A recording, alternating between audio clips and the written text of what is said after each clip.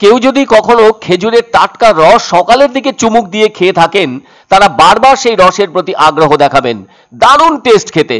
ফলে এখন প্রায়ই সকালের দিকে গ্রামের রাস্তায় যেমন দেখা যায়, আবার শহরের রাস্তাতেও দেখা মিলছে মাটির পাত্রে বাঁকে বেঁধে ঝুলিয়ে আনা খেজুরের টাটকা রস। অবশ্য সেই রসই বিক্রি করছেন তারা ওই রসপ্রিয় মানুষদের কাছে।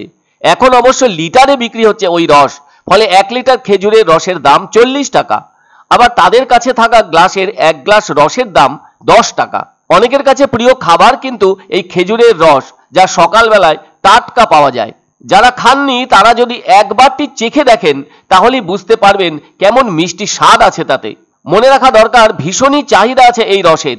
ফলে ভোরে পেরে আনা খেজুরের রস মাটির পাত্রে ভরে নিয়ে বাড়ি থেকে বেরিয়ে পড়েন বিক্রি করতে। একটা বড় গোল মাটির হাঁড়িতে যথেষ্ট পরিমাণ রস থাকে। অনেকে আবার বাড়ির সকলের জন্য কিনেও নিয়ে যান বেশি করে। তবে নারকেল গাছ যেমন পরিষ্কার করতে হয়, তেমনি ভাবে খেজুরের গাছকেও পরিষ্কার করতে হয়। তারপর পাতা ডালগুলোর কিছুটা নিচে গাছের গা চেঁচে নিয়ে ওখানে ঠিকঠাক ভাবে মাটির ছোট হাঁড়ি ঝুলিয়ে রাখতে হয়। সারা রাত থাকার পর ভোরের দিকে যারা শিউলি অর্থাৎ রস সংগ্রহকারী, তারা গাছের ওপরে উঠে খুব সন্তর্পণে হাঁড়ি থেকে রস বের করে নিয়ে থাকেন। আবারও একটি বিশেষ স্থানে একইভাবে চেঁচে নিয়ে সেই হাঁড়ি ঝুলিয়ে দিতে হয়। শীতের কয়েক মাস এভাবেই খেজুর গাছ থেকে রস সংগ্রহ করতে হয়। তাছাড়া সকলেই জানেন, খেজুরের রস জাল করেই খেজুর গুড় ও নলেন গুড় তৈরি করা হয়। আর এ সময় এই গুড় দিয়ে তৈরি পিঠে পায়েসের স্বাদও তো আলাদা। একটা জিনিস কিন্তু পরিষ্কার, সারা বছর ধরে এই রস মেলে না, শুধু শীতের মরশুমেই মেলে। কিন্তু একটি গাছ থেকে যে পরিমাণ রস মেলে তা বিক্রি করে যে অর্থ হাতে আসে, তা দিয়ে ওই গাছ পরিষ্কার করানো অসম্ভব হয়ে ওঠে। এতে পরিশ্রম অনেক বেশি হয়। কোথাও কোথাও ওই রস 50 টাকা লিটার হিসেবেও বিক্রি হয়ে থাকছে। পেটের টানেই এভাবে রস বিক্রি করে থাকছেন শিউলিরা। এতে সেভাবে লাভও হয় না, অথচ ওই রস ব্যবহার করে যে গুড় তৈরি হয় তার দাম কিন্তু অনেক, কেজি প্রতি 300 থেকে 400 টাকা। আবার যারা সকালবেলায় টাটকা খেজুরের রস কিনে খাচ্ছেন, তারা জানালেন খেতে ভীষণই টেস্ট।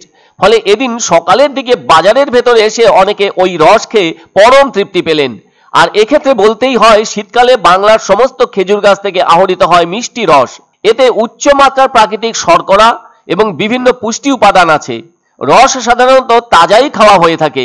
এই রসে বিভিন্ন ধরনের অণুজীব প্রজাতির আবাসস্থল, যাতে থাকা বেশিরভাগ ল্যাকটিক অ্যাসিড ব্যাকটেরিয়া যেমন লিউকোনোস্টক এবং ল্যাক্টোব্যাসিলাস, যা সাধারণত উপকারী জীবাণু হিসেবেই পরিচিত। হ্যাঁ, ভালোই, সবাই খায়, সবাই খায়।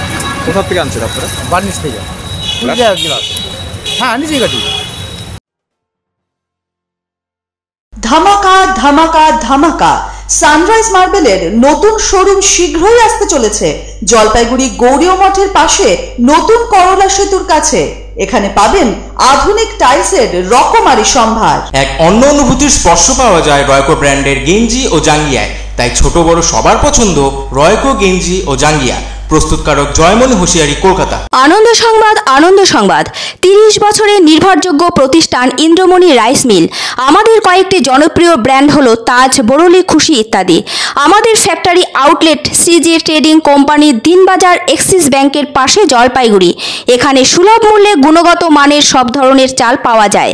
Phone number 9547029475। পছন্দসই সেরা খাবার খেতে হলে সোজা চলে আসুন রুচিসম্মত আধুনিক মানের রেস্টুরেন্ট রাজদরবারে। কেননা এখানেই আপনারা পাবেন ভোজনের রাজকীয় অনুভূতি। শুধু পুজোর সময় নয়, সারা বছরই রকমারি খাবার সরবরাহ করাই এই রেস্টুরেন্টের আভিজাত্য। আমাদের ঠিকানা রাজদরবার, রাহুতবাড়ি, বাবুপাড়া, জলপাইগুড়ি।